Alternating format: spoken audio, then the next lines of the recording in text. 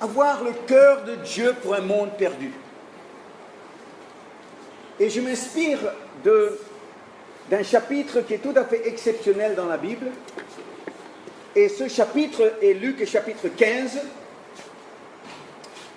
Luc chapitre 15, c'est Jésus qui raconte 3 histoires, n'est-ce pas? Des histoires très connues, mais pas toujours très bien comprises. Et nous avons déjà, le week-end dernier, vu ensemble l'importance de cette première histoire, la brebis perdue. Dans chacune des histoires, le personnage principal, c'est Dieu. C'est Dieu qui a perdu quelque chose qui a de grandes valeurs à ses yeux. Dans la première histoire, Dieu est un berger qui perd une brebis précieuse, une brebis qu'il connaît par son nom. Dans la deuxième histoire, elle est très curieuse, cette histoire. Dieu est une femme. C'est incroyable ça. Dieu est une femme qui est stressée. Elle a perdu une pièce. La troisième histoire, c'est Dieu est un père. Ah, ça, on s'y retrouve peut-être plus facilement. Qui a perdu un fils. Et que ce fils doit revenir. C'est un chapitre qui nous donne un tout autre Dieu, ou présente Dieu d'une toute autre façon que celui de l'Apocalypse. Le Dieu de l'Apocalypse, c'est un Dieu entouré de gloire, un Dieu assis sur un trône, un Dieu très très divin. Mais dans ce passage de Luc 15, Jésus présente Dieu d'une façon très humaine. C'est le côté humain de Dieu. Il a des réactions comme nous. Il a des réactions que nous vivons, nous, de notre côté. Alors, avec cette première histoire que nous allons lire dans un instant, eh bien, nous devons nous poser la question, aux yeux de Dieu, quelle valeur l'âme d'un être humain, aux yeux de Dieu? On va lire cette deuxième histoire, l'histoire de la pièce perdue. Luc 15, on va lire les 2 premiers versets, et après on va sauter au verset 8 à 10. Alors, on y va. Tous les publicains et les gens de mauvaise vie s'approchaient de Jésus pour l'entendre. Et les pharisiens et les scribes murmuraient, disant, « Cet homme accueille des gens de mauvaise vie et mange avec eux. » Bon, ça c'est le contexte qui est présenté. Maintenant, on saute au verset 8, la deuxième histoire. « Ou quelle femme, si elle a 10 drachmes et qu'elle en perde une, n'allume pas une lampe, ne balaye la maison et ne cherche avec soin jusqu'à ce qu'elle la trouve. » Verset 9. Lorsqu'elle l'a trouvée, elle appelle ses amis et ses voisines et dit « Réjouissez-vous avec moi, car j'ai trouvé la drachme que j'avais perdue. » Et enfin, verset 10. « De même, je vous le dis, il y a plus de joie devant les anges de Dieu pour un seul pécheur qui se repent. » Alors, quelle valeur, parce qu'ici on parle d'une valeur monétaire, quelle valeur Dieu attache-t-il à l'âme d'un être humain, à ton âme, à mon âme? Eh bien, il y a un verset qui nous aide déjà à comprendre cette valeur. Quand Jésus lui-même a dit dans Matthieu 16, 26, Jésus a dit ceci concernant la valeur de l'âme d'un être humain. « Et que servirait-il à un homme de gagner tout le monde ou le monde entier s'il perdait son âme? Ou que donnerait un homme en échange de son âme ?» Ici, l'indication est que l'âme a une très grande valeur aux yeux de Dieu. Plus de valeur que tout ce qui pourrait être rassemblé dans ce monde. Alors, quand on voit ça, on a du mal vraiment peut-être à comprendre que Dieu place une telle valeur sur l'âme d'un être humain. Mais pourquoi le fait-il? Et lui donne-t-il une telle valeur? Eh bien, on va voir la réponse. Et on doit revenir tout au début de la Bible, quand il a créé Adam, et on va voir d'où vient la valeur d'un être humain. Alors, Genèse 2, verset 7. la valeur d'un être humain.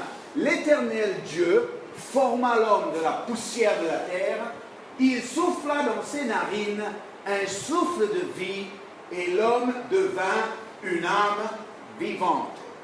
Donc, 2 étapes pour la création de l'homme.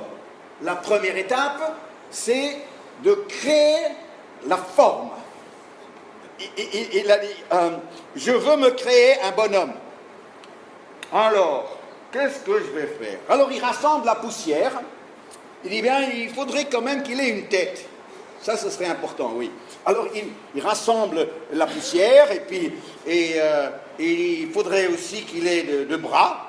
2 bras, donc on lui donne 2 bras, et des mains aussi pour qu'il puisse saisir des choses. Oui, mais il y a besoin d'un tronc quand même. Alors on lui donne le tronc, et comment il va faire pour se déplacer? Il aurait besoin de 2 jambes, je lui donne 2 jambes, je lui mets 2 pieds, c'est bon.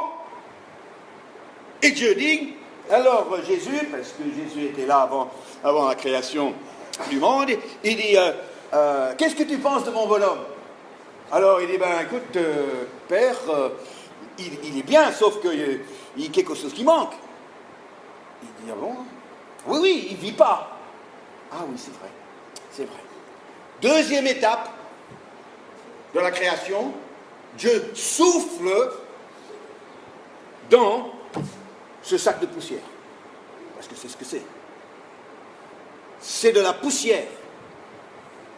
De la poussière. Je ne veux pas vous vexer ce matin, mais on est tous des sacs de poussière. Alors, dites-moi, dans l'Est, là, 1 kilo de poussière, ça vaut combien? Ça vaut combien, un kilo de poussière? C'est gratuit. Il donne. Prenez, vous voulez la poussière, prenez. Il donne la poussière. Ça n'a aucune valeur, la poussière.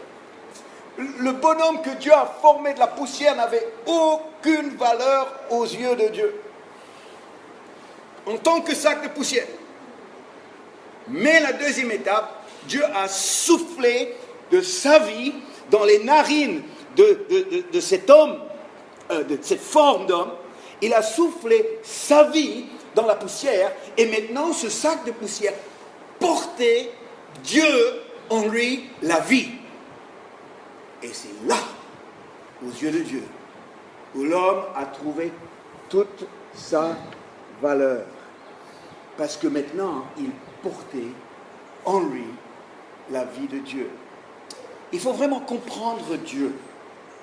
Alors, on dit, mesdames, que vos sacs à main sont de véritables trésors. Il y a des trésors qui se cachent dans votre sac à main. Mais savez-vous qu'un portefeuille d'homme, aussi, il y a des trésors? Ah oui, c'est peut-être moins volumineux, mais il y a des choses de grande valeur pour moi ici. Hein. Alors, premièrement, il y a quelques billets, c'est vrai. Mais ce n'est pas ça qui donne la véritable valeur à mon portefeuille. Il y a quoi d'autre? Ah oui, effectivement, il y a ça. Vous savez ce que c'est, ça? Ça, c'est très utile pour moi. Parce que si j'oublie qui je suis, mon identité, je sors ça, c'est ça, mon nom. Et comme ça, eh bien, ça m'aide, parce que ça, c'est mon identité. Sans ça, je perds mon identité. Mais il n'y a pas que ça. Dans mon portefeuille, il y a ça aussi. Là, vous savez aussi, que ça c'est mon permis pour me laisser libre. Je peux aller là où je veux avec mon permis. Ça me donne une grande liberté. Il ne faut pas que je perde ça. Ça a trop de valeur. Mais il y a encore autre chose qui a encore plus de valeur que je viens de vous montrer. Il y a ça. Ça, c'est la clé de ma considérable fortune. Avec ça, chaque fois que je joue, je gagne. C'est extraordinaire. Mais c'est pas encore ça. Qu'est-ce qui a la plus de valeur dans mon portefeuille? Parce que ce qui a le plus de valeur dans mon portefeuille, c'est ça. 36 ans, on est mariés. Elle m'a coûté une fortune. Si je la perds, je suis mal. Alors, vous voyez, je peux pas perdre ça. Il y a toute ma vie qui est attachée à mon portefeuille. Alors maintenant, est-ce que tu es quelqu'un qui est fiable, Eric? Oui? Bon, ben, je te fais confiance. Tiens. C'est pour rigoler, hein? Maintenant, ma relation avec tout le monde dans cette salle vient de changer. Parce qu'à la fin du culte, je vous laisse dire au revoir, je vous dis au revoir, ou bien à la fin du pique-nique, si vous êtes là, dis au revoir, au revoir, au revoir. Mais il y en a un que je ne laisserai pas partir comme ça. Devinez qui? Lui. Pourquoi? Parce que je lui ai confié tout ce qui représente de la valeur pour moi, et ça veut dire que maintenant je le pisse et je ne le lâche pas des yeux et je m'assure qu'il ne va pas faire tomber mon portefeuille et qu'il va me le rendre quand je lui demande. Merci, c'est un bon garçon. Et Dieu a fait pareil avec l'homme. Dieu a remis à l'homme sa vie et maintenant a dit, maintenant tu as une très grande valeur à mes yeux et je ne te lâche pas de vue. Et c'est pour ça que c'est insupportable pour Dieu de voir une âme qui se perd. Parce que quand l'âme se perd, elle se perd avec une partie de lui-même. Cette femme dont nous avons lu avait 10 pièces.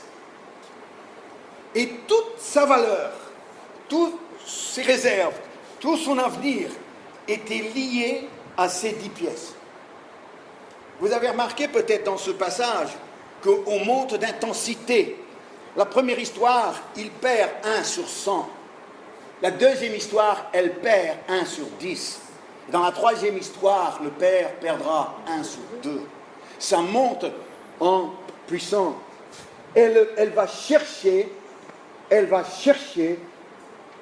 désespérément parce que sa vie est liée à ces pièces.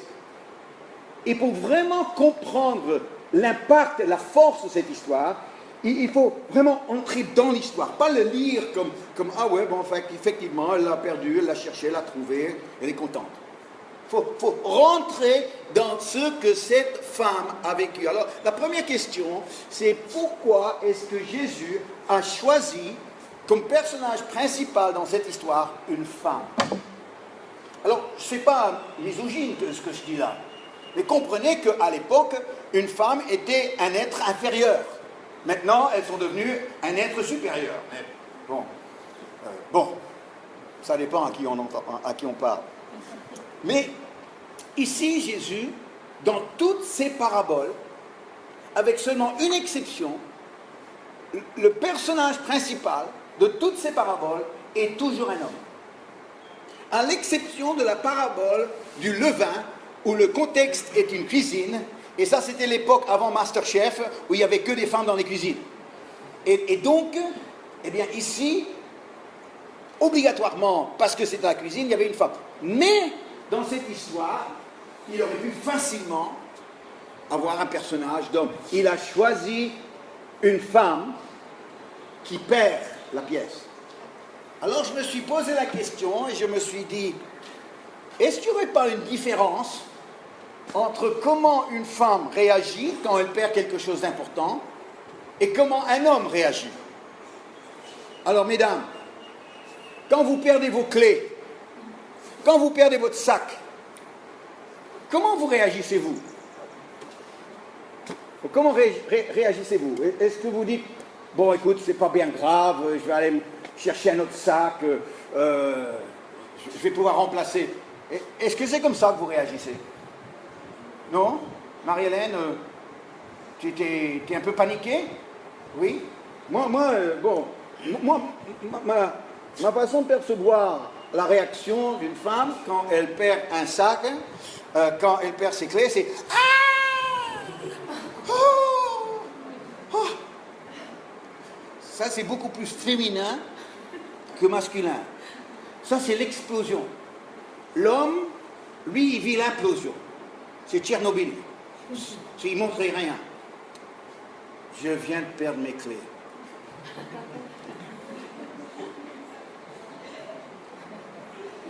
Tout va bien? Oui, tout va bien. Et j'ai perdu ma carte bancaire. Ça va? Oui, ça va. Ça, c'est l'implosion. Et donc, je me suis dit, peut-être Dieu est plus que... Et que lui, il a des réactions peut-être plus fortes qu'on peut même imaginer. Jésus est en train de présenter Dieu angoissé, stressé, inquiet, paniqué. C'est le Dieu, votre conception de Dieu peut-être? Pas vraiment. Pas vraiment. Parce qu'on a presque créé un Dieu impersonnel qui n'a pas de réaction, qui n'est jamais perturbé. L'angoisse, il ne connaît pas, c'est Dieu. Et Jésus est en train de dire, attention, une âme a une telle valeur que quand elle se perd, eh bien Dieu n'est pas indifférent. Dieu commence à vivre une espèce de stress et d'angoisse, chose que nous ne comprenons pas. Il ne va pas dire, bon, j'en avais 10, maintenant j'en ai plus que 9, 9 c'est déjà pas mal. Ah non, il ne va pas raisonner comme ça. Non, non. On a un Dieu qui veut que les hommes soient sauvés pour pouvoir récupérer l'âme. Pour pouvoir récupérer l'âme. Sauver son âme. 1 Timothée 2,4 nous dit tout simplement une vérité qu'on ne peut peut-être pas mesurer toute la plénitude et la force. Dieu qui veut que tous les hommes soient sauvés et parviennent à la connaissance de la vérité. Il veut, ça c'est très fort ça, il veut que tous les hommes soient sauvés. Cette femme va tellement vivre la perte de cette pièce avec force que la réaction forte va produire une action déterminée. Vous savez, si vous voulez une action déterminée, il faut d'abord vivre une réaction forte. S'il n'y a pas une réaction forte, il n'y aura pas une action correspondante déterminée. Vous me suivez? C'est la réaction qui donne la motivation pour amener l'action jusqu'au bout. Et souvent, si l'action est faible, c'est parce que la réaction est faible. Et moi, je vous dis, aujourd'hui, si nous voulons avoir une forte réaction pour Dieu dans le monde dans lequel on est, on a besoin de commencer à sentir les choses que Dieu ressent dans son cœur. Et quand on commence à les ressentir, au fond de soi-même, eh bien, ça se traduit dans une action sur le terrain qui est très forte. La réaction de la femme a produit une action déterminée qui est marquée par 4 choses dans le texte. Alors maintenant, Eric, on va retourner au verset 8 à 10 de Luc 15. La recherche de cette pièce sera marquée, caractérisée par 4 choses dans le texte. La première chose qu'on découvre, c'est elle va chercher avec soin. Je les prends dans un ordre différent.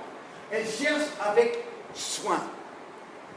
Quand vous avez perdu quelque chose, vous sentez la panique qui monte dans le cœur. Mais il ne faut surtout pas chercher d'une façon paniquée. Qu'est-ce qu'il faut faire quand vous avez perdu quelque chose d'important? Qu'est-ce qu'il faut faire? Première chose, tu t'assois. Tu t'assois. Et tu t'essaies de te rappeler la dernière fois que tu l'avais en main. C'est pas vrai ça? Quand est-ce que je l'avais en main la dernière fois? Et c'était... Monsieur, s'il vous plaît. S'il vous plaît, monsieur. Ici, c'est un enseignement biblique, ce n'est pas un débat. Alors, nous sommes dans une situation où nous commençons à chercher. Alors, si vous avez perdu quelque chose, eh bien, vous pouvez toujours aller fouiller dans le canapé, parce que normalement, ce qu'on perd, c'est dans le canapé. On enlève les coussins, normalement, c'est là. Si ce n'est pas les coussins, vous renversez le canapé, vous enlevez la toile, c'est probablement dans la toile. Si ce n'est pas dans le canapé, alors on réfléchit. Pourquoi? Parce que c'est une recherche méthodique. Et alors on réfléchit, on dit où est-ce que j'aurais pu le poser? Eh bien j'aurais pu le poser peut-être sur le frigo, tiens. Sur le frigo. Parce que souvent ce qui se passe, on met quelque chose sur le frigo, on oublie qu'il est là, il tombe derrière le frigo, on ne dépasse pas le frigo, c'est derrière le frigo. Si ce n'est pas derrière le frigo, on continue à réfléchir. Ben, c'est peut-être sous le lit, parce qu'on ne regarde pas souvent sous le lit. Et ça tombe par terre et ça se glisse sous le lit. Si ce n'est pas sous le lit, eh bien on continue à réfléchir, on dit, eh bien c'est peut-être au fond d'un tiroir quelque part. Alors on va prendre chaque tiroir, on va le vider et on va fouiller. Pourquoi? Eh bien parce que on se sent mal, mais on ne va pas chercher avec panique, on va chercher d'une façon très méthodique. Eh bien, vous savez que quand quelqu'un donne sa vie à Jésus, dans les semaines, dans les jours qui précèdent, il y a un tas de coïncidences qui se passent, que seulement avec du recul, on peut dire, eh bien là, j'étais vraiment surpris, parce que je ne me rendais pas compte que j'ai rencontré telle personne, que ça m'est arrivé, que j'étais dans telle conversation. On a eu un superbe exemple de ça il y a 3 semaines avec Hugues. Hugues est venu un dimanche matin pour la première fois avec sa sœur Doris, et j'étais dans ma série sur l'engagement, et on était dans la dernière image, c'était l'agriculteur, n'est-ce pas?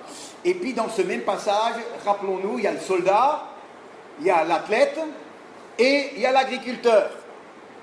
Hugues était là, en train d'écouter tout ça, et quand à la fin, quand il a donné sa vie à Jésus, eh bien on a parlé après, il m'a dit, Vincent, je suis un athlète, j'ai fait mon service militaire, et j'étais en conversation hier d'une reconversion professionnelle pour devenir un agriculteur. C'est le cas. Et il a été aligné par le Saint-Esprit d'une façon majestueuse. Et ça, c'est simplement le Saint-Esprit qui cherche quelqu'un et qui dit, je vais le trouver celui-là, mais je vais le chercher là, et je vais le chercher là, et je vais le chercher là, et je le trouverai. Ça, c'est la première chose qui va marquer notre façon de chercher. Et quand nous allons chercher, nous, avec la femme, pour trouver la pièce qu'elle a perdue, eh bien, nous aussi, nous faisons un travail qui est méticuleux, qui est méthodique, qui est soigné, afin que, eh bien, progressivement, l'âme que Dieu a perdue, on va pouvoir la retrouver. C'est toujours été, dans la formation que j'ai faite dans des écoles bibliques et autres, c'est une des clés, c'est de ne pas faire ça, toujours dit charismatiquement, mais de le faire systématiquement. Charismatiquement, c'est quand je le sens. Ça, combien de fois j'ai entendu ça? Quand je le sens. Ça veut dire que quand c'est le Saint-Esprit, c'est seulement quand je sens bien. Et si je le sens mal, ça ne peut pas être parce que je suis un peu dépassé par les filles, ça ne peut pas être parce que j'ai besoin de trouver le courage pour répondre. Non. Mais aujourd'hui, c'est pas comment on le sent, mais aujourd'hui, si on va trouver la pièce, on le fait systématiquement. Et c'est ce qu'on fait, eh bien, dans notre recherche de ceux qui, aujourd'hui, eh bien, le Saint-Esprit est en train de chercher. Ça, c'est la première chose qui a marqué la façon dont Dieu, cette femme, a cherché la pièce. La deuxième chose, c'est qu'elle a un balai. Elle balaye la maison. C'était une maison de femmes qui était une maison pauvre, il n'y avait pas de carrelage, il n'y avait pas de sol tout fait, c'était de la poussière. Et donc, elle est convaincue que sa pièce, elle l'a perdue dans la poussière des sols de sa maison. Donc, elle a besoin d'un balai. Les détails sont importants, parce que Jésus a glissé la notion de balai et de poussière pour simplement vous dire, si tu ne veux pas salir tes mains, tu ne trouveras jamais la pièce. Et il y a des chrétiens qui se voient tellement saints que jamais ils vont salir leurs mains dans un monde qui est sale pour essayer de trouver la pièce que Dieu a perdue. Et pourtant, Dieu, lui, a accepté de quitter ce lieu de grande pureté pour venir dans ce lieu de très grande impureté, pour salir ses mains, pour trouver l'âme qu'il a perdue. Et j'aimerais vous dire que les conversions les plus radicales aujourd'hui, c'est souvent là où il y a le plus de poussière et de saleté. J'étais pasteur pendant 20 ans à Paris, et un des gars de l'église qui s'est converti dans l'assemblée, eh bien, les mardis matins, il sortait avec un petit stand biblique sur un des marchés dans la banlieue sud. Et là, sur le marché, avec son petit stand, eh bien, les gens s'arrêtaient, ils vendaient des Bibles, mais c'était surtout pour engager les conversations. Un dimanche matin, cet homme s'appelle Jean-Louis, il est venu me voir avant le culte et il m'a dit « Tu sais Vincent, j'ai rencontré quelqu'un mardi dernier, c'est quand même un cas un peu hard, c'est quelqu'un qui est à la rue, mais je crois qu'il est sincère, et je crois qu'il va venir ce matin. Il a dit « C'est un drogué ». Je me suis dit « Bon, écoute, tu sais, parfois les drogués, ils veulent, mais il n'y a pas la volonté là pour faire ce qu'ils veulent faire. » Alors, j'ai dit, on verra. Effectivement, j'étais lancé dans le culte quand je vois un homme que je ne connaissais pas qui rentrait et qui s'est mis au fond de la salle. Je me suis dit, tiens, c'est peut-être l'homme dont Jean-Louis m'a parlé. Je voyais qu'il m'écoutait attentivement.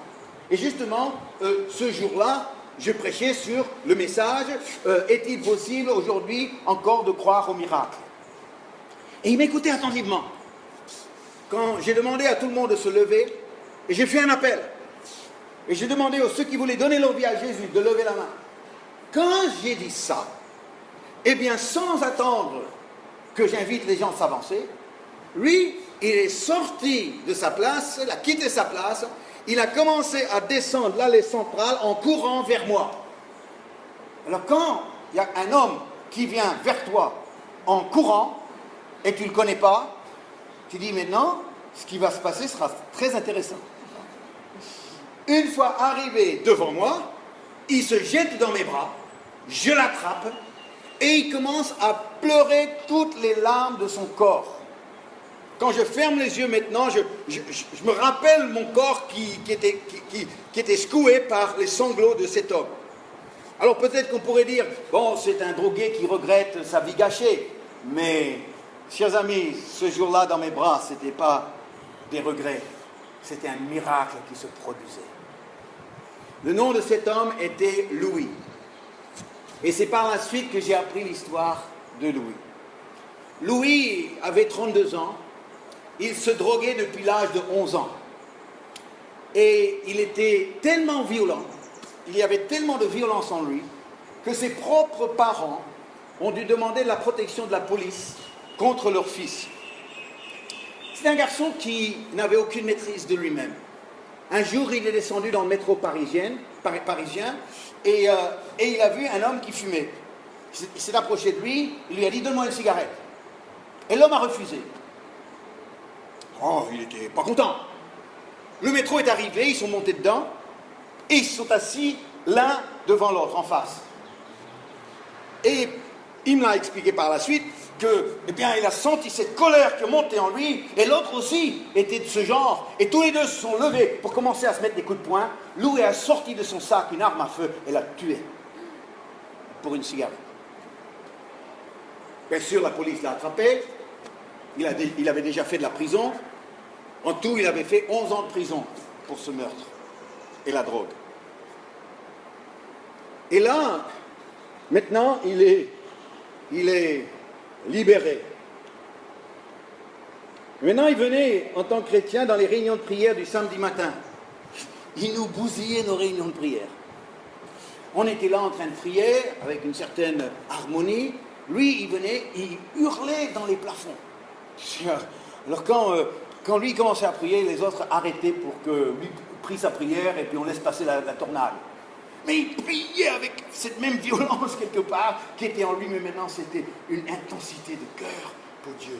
Et une fois que la prière était terminée, eh bien c'était lui qui sortait avec un petit chariot de Bible pour aller parler aux Parisiens de ce Dieu qui l'avait sauvé. Un jour, j'étais à mon bureau dans le 13e arrondissement quand une grosse Jaguar verte s'est arrêtée devant le bureau et je vois Louis sortir de la voiture. Et c'était son père qui était au volant. Et le père rentre au bureau et il dit « C'est vous, pasteur Esterman ?» Et j'ai dit « Oui, c'est moi. » Et il m'a dit « Monsieur, mon fils en prison, il a été suivi par les meilleurs professionnels que la France a produits. Mais quand il est sorti de prison, quand il a été libéré, il était dans un pire état qu'avant quand il est rentré. Plus personne ne pouvait l'aider.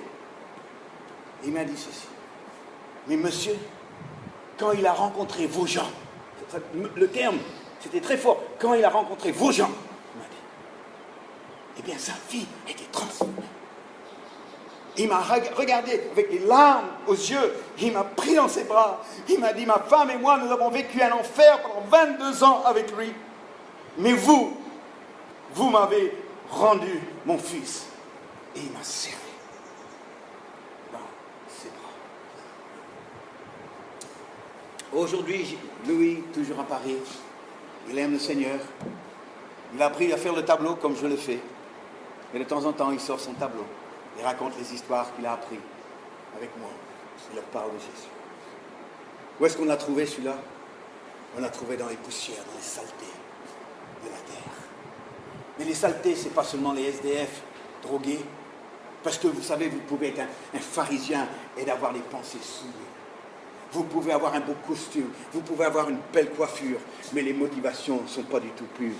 Vous pouvez être quelqu'un qui est très respectable à l'intérieur, très respectable à l'extérieur, pardon, mais personne ne te voit comment tu es quand tu es devant ton écran avec la porte fermée. Et la saleté de ce monde, on la retrouve partout. Cette femme a cherché dans les poussières parce qu'elle savait que dans ces poussières se cachait quelque chose de grande valeur. La troisième chose qui a marqué sa recherche, c'est qu'elle a allumé une lampe. Elle a allumé une lampe. Ici, nous avons l'image d'une église. Une lampe allumée dans la main d'un Dieu qui cherche. Une lampe. Mais savez-vous qu'il y a des lampes de filles et des lampes de garçons? Est-ce que vous ne savez pas ça? Ben, je vous le dis ce matin. Je vous le dis. Alors, les lampes de filles, c'est comme chez nous dans le salon. Il y en a une là, il y en a une là, il y en a une là, et il y a une là. Et on voit toujours rien. C'est vraiment pas pour lire, c'est pour l'ambiance. Il faut que ce soit un peu romantique. Les femmes, c'est un peu comme ça. Ils aiment l'ambiance. Lampe de garçon, c'est le spot. Il n'y a pas d'ambiance, je vous le dis tout de suite. Mais au moins, on voit ce qu'on fait. Alors, selon vous, Dieu, quand il crée une église pour retrouver la pièce perdue dans cette maison qui est remplie de poussière, il allume une lampe de fille ou une lampe de garçon? Une lampe de garçon. Parce que c'est un Dieu qui est au travail. Oui. Ah, mais on a le droit d'avoir l'ambiance. Une église doit avoir une bonne ambiance. Mais si c'est tout ce que c'est, si on est juste là en train de se tenir par la main, en train de se regarder dans le bleu des yeux ou le marron des yeux, et on dit je t'aime de l'amour du Seigneur. Oui, je t'aime de l'amour du Seigneur. Eh bien, chers amis, Dieu, il ne peut pas vraiment se servir de ça.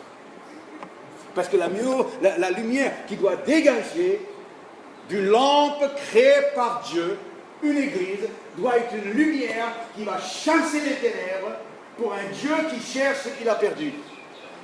Alléluia. C'est comme le dentiste. Quand vous allez chez le dentiste, il vous dit asseyez-vous. Là. Qu'est-ce qu'il dit après? Ouvrez la bouche. Et quel est le premier geste qu'il fait après ouvrir la bouche? Il vous ramène la lumière. Parce que dans la bouche, il fait noir. C'est très sombre dans une bouche. Et il doit travailler dans une bouche. Parce que s'il n'a pas de la lumière et il vous arrache la mauvaise dent, excusez-moi, j'ai pas eu la bonne. Bon, écoute, on va recommencer, hein. Oh bon, ben, vous savez comment on dit, hein, jamais 203. Mais qu'est-ce qui lui manque? Il manque la lumière. Un ouvrier a besoin, un artisan a besoin de la lumière pour travailler. Dieu travaille sur cette terre et il a besoin de la lumière pour faire son travail. Et cette lumière doit venir de l'Église. C'est ça, une Église. C'est pour ça que Jésus a créé cette Église. C'est pour ça qu'il a donné la parabole des vierges folles et des vierges sensées. Et c'est celle qui avait encore la lumière. Que notre Église est la lumière pour ce monde. Que ce que nous faisons, nos programmes, nos budgets, nos activités, notre façon d'être, puisse être le moyen par lequel Dieu puisse éclairer ce monde dans sa recherche de celui ou celle qu'il a perdu. Et enfin, Ou quelle femme, si elle a d'hydrate mais qu'elle en perd une, allume une lampe, balaye la maison, et cherche avec soin, jusqu'à ce qu'elle la trouve. C'est une recherche qui ressemble à celle du bon berger, qui lui aussi a cherché jusqu'à. Parce que chercher sans trouver, c'est pas réjouissant. On ne dit pas, eh bien, gloire à Dieu, j'ai perdu mes clés, mais j'ai cherché pendant 1 heure, alléluia. Non. On ne se réjouit pas dans la recherche, on se réjouit dans la trouvaille. Quand on trouve, c'est ça. Et si on n'a pas un esprit de jusqu'à, si on est quelqu'un qui part avec enthousiasme, qui est tout feu et flamme au début, qui est d'accord, et puis oui, tu peux compter sur moi, mais très vite c'est le feu de paille, et puis il n'y a plus rien. Si ça ne dure pas jusqu'à, c'est qu'au bout, tu n'auras rien. Tu auras l'impression d'avoir travaillé pour Dieu, mais au bout, il n'y aura rien. Pourquoi? Parce que dans la recherche, il faut aller jusqu'au bout des choses. Il faut aller jusqu'au bout des choses. Et c'est là où tu auras la pièce en main. Ah, cette histoire, elle termine bien. Elle se termine bien, cette histoire. C'est un moment très difficile pour la femme. Elle est seule, elle n'est pas dans la joie, elle est anxieuse, elle est stressée, elle s'imagine le pire. Et là, elle fait tous ses efforts, elle déplace les meubles d'un côté, de l'autre côté, elle prend son balai, elle positionne la lampe. Elle est déterminée, il faut absolument qu'elle le trouve. Avec son balai, elle pousse la poussière d'un côté, elle pousse la poussière de l'autre. Quand tout d'un coup, qu'est-ce qu'elle voit? Le reflet de la lumière, Elle enfonce la main dans la poussière, elle ressort la pièce. Maintenant, toute la scène bascule. Elle court à la fenêtre, elle crie à ses voisines, elle crie à ses amis, je l'ai trouvé, venez. Alors toutes les amies arrivent et ils font une fête. Et elle dépense la pièce sur la fête. Ça, c'est bien une femme, ça. Et ça, c'est Dieu. Dieu est cette femme. Et il a lancé une fête. Et cette fête a déjà commencé. Ça s'appelle le ciel. Dieu fait la fête. Parce qu'il a retrouvé la pièce. Et quel jour merveilleux ce sera ce jour-là. Hein, quand nous rentrerons au ciel. Moi, j'ai hâte, je vous le dis tout de suite. Bon, moi je reste ici aussi longtemps que j'ai besoin de rester ici, mais moi j'anticipe ce jour où je vais passer par les portes, les perles là, et je vais rentrer, je vais voir cette masse de gens, et je vais reconnaître des visages, et je dis, tiens, qu'est-ce que tu fais là toi? Ah bah ça c'est la surprise. Ah, bah dis donc. Et alors il t'a trouvé où? Dieu, il t'a trouvé où? Il y en a un qui va dire, eh bien dans le canapé, moi j'étais dans le canapé. Et puis il y en a un qui va dire, ben moi j'étais derrière le frigo. Et puis il y en a un autre qui va dire, ben moi j'étais sous le lit. Mais finalement, peu importe où il nous a trouvés, l'importance, c'est qu'il a retrouvé sa pièce. Et aujourd'hui, eh bien, moi j'aimerais avec vous, en tant qu'une église, comme un seul homme, aller frapper à la porte de cette dame. Et s'il vous plaît, madame, on a appris que vous avez perdu une pièce. Ah oui. Et est-ce qu'on pourrait vous aider à la trouver? Est-ce que vous avez besoin de l'aide pour chercher? Parce que nous, on est là pour ça. Et la dame, elle va dire, mais bien sûr, merci. Ah, merci. Bien volontiers. Et nous, en tant que chrétiens, le cœur de Dieu pour ce monde perdu. Eh bien, on va le dire à la dame, madame, si vous voulez, eh bien, on va vous aider à trouver cette pièce. Vous demandez tous, vous lever ce matin.